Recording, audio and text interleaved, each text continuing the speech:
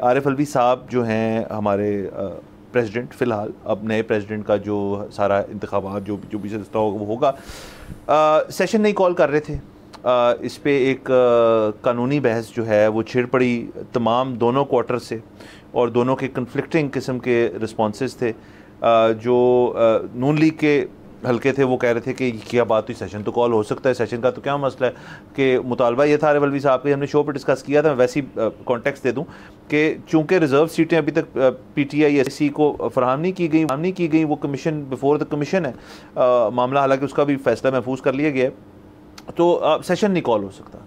सो इस पे जो बाकी वकला थे जिनकी बात मुझे ज़्यादा समझ आई, कहते हैं यार इसका तो मतलब है कि NA 8 बजौर जो है जहाँ पे इलेक्शन ही नहीं हुआ, चूँकि वहाँ पे जो कैंडिडेट थे वो इंतकाल कर गए, इसका मतलब वो भी पूरा नहीं, जब तक वो इलेक्शन नहीं होगा तब तक सेशन नहीं कॉल होगा। इसका मतलब है मरियम नवाज शरीफ जो है वो अपनी निचली सीट भी जीती, ऊपर वाली भी जीती, ऊपर वाली को छोड़नी पड़ी क्योंकि वो पंजाब की चीफ मिनिस्टर बनना चाहती थी, इसका मतलब है उसका भी बाई इलेक्शन होगा।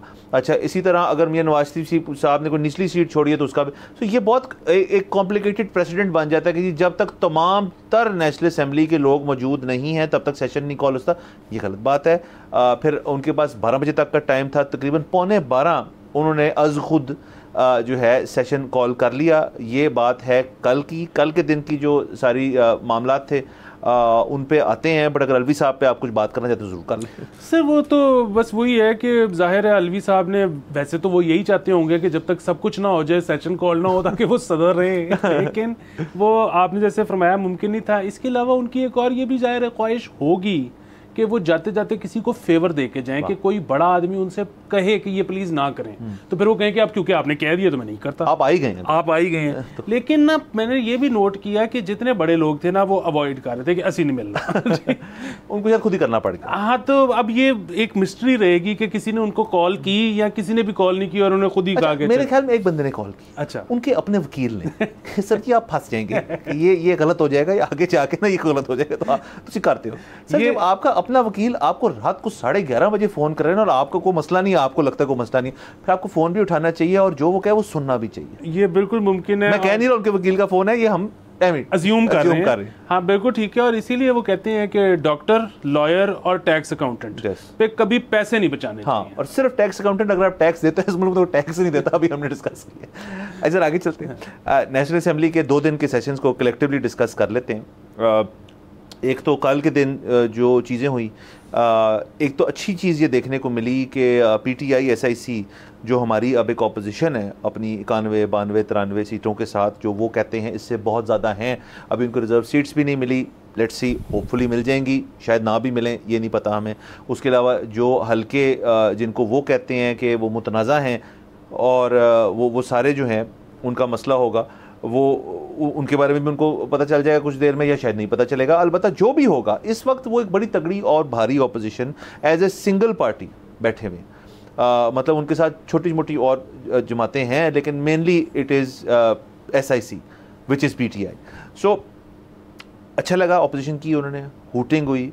इस पार्लियामान में VONC के बाद से PTI के वॉकआउट से एक सन्नाटा सा रहा है, जब तक PDM ने भी अपने आप को कैरी फॉरवर्ड किया 16 महीने के लिए, और तकरीबन 1 साल का आप पूरा केयर टेकर का मिला के और PDM का मिला के, उससे भी ज़्यादा बल्कि के बाद आप देखें इस पार्लियामेंट के अंदर एक किस्म की जो एक सियासी रौनक होती है, जिसके अंदर पार्लियामानी जो आपकी बहस होती है, जो हुटिंग होती है, जो मतलब उसके अंदर हम ये नहीं कह रहे कोई गलत चीज़ हो, जो उसका निज़ाम के अंदर दायरे के रहते हुए जो चीज़ें होनी है वो होनी चाहिए, एक हेल्दी डिबेट होनी चाहिए। अब यही चीज़ अगर मूविंग फॉरवर्ड बिलों के ऊपर इस किस्म के अगर इनका जज्बा हो तो बहुत अच्छी बात है।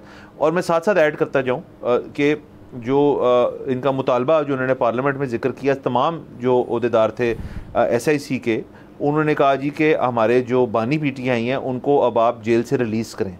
सो अब अगर तो उन्होंने इस चीज़ को भी यकीनन बनाना है, वैसे तो उनके ढेर सारे केसेस हैं और बड़े तगड़े केसेस हैं उनके ऊपर, ऐसे तो नहीं हो सकता कि उनको एक दिन छोड़ दें जेल से, बट अगर तो उन्होंने कुछ चीज़ करनी है तो पार्लियामान में बैठे हुए ये मुतालबात आगे लेके जाने से बेहतर रास्ता क्या है?